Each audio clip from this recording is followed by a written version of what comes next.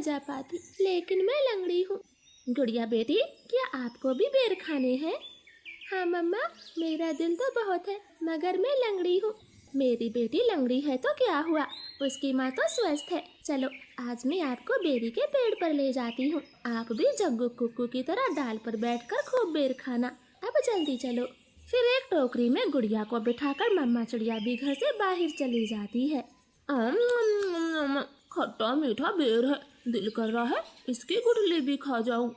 नहीं जग्गू, गुठली नहीं खाना, बेर बहुत है, तुम बेर को ही खाओ। मैं तो कुछ बेर अपने घर भी लेकर जाऊंगा। कोको दोस्त, वो देखें, आपकी मम्मा भी इसी तरफ आ रही है, शायद उन्हें भी खट्टे मीठे बेर खाने होंगे। फिर मम्मा चिड़िया गुड़िया के साथ पेड़ पर बैठ जाती है। गुड़िया तो कई महीनों के बाद घर से बाहर आई थी, वो बहुत खुश होती है।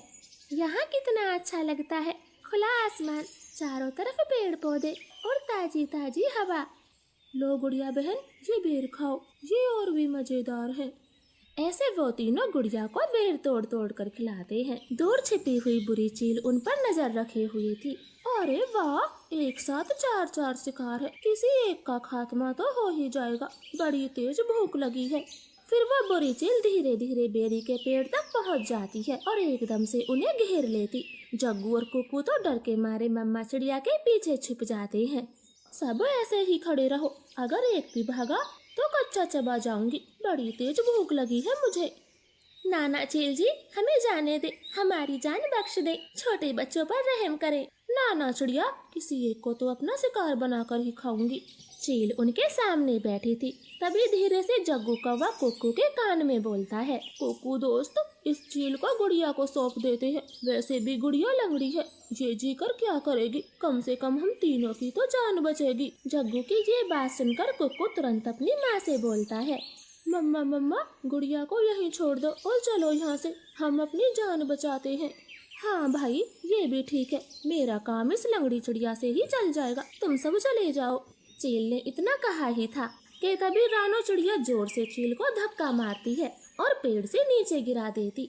जग्गू कुक्कू, गुड़िया को साथ लेकर यहाँ से भाग जाओ, मैं इस चील को आपके पीछे नहीं आने दूंगी, बेटा जल्दी से भागो यहाँ से। इतना कहकर रानो चील पर हमला कर देती है और जग्गू और कुक्कू टोकरी लेकर वहाँ से भाग जाते हैं। चिड़िया और चील में काफी देर तक लड़ाई होती है और आखिर में चील रानो को जान से मार देती है। मरगी, छोटी चिड़िया मरगी, मुझसे लड़ने चली थी, अब तेरा मांस में मजे से खाऊंगी। कुक्कू भाई, मम्मा अभी तक घर नहीं आई।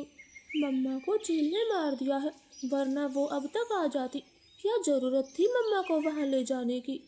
भाई, अगर हम वहाँ न होते तो वो बुरी चील आपको खा जाती, आप ऐसा क्यों बोलते हो?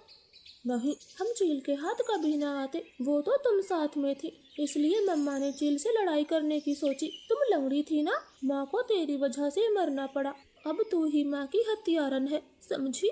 ऐसे कुक्कू तो गुड़िया को ही दोषी ठहराता है। अब गुड़िया का ध्यान रखने वाला कोई नहीं था।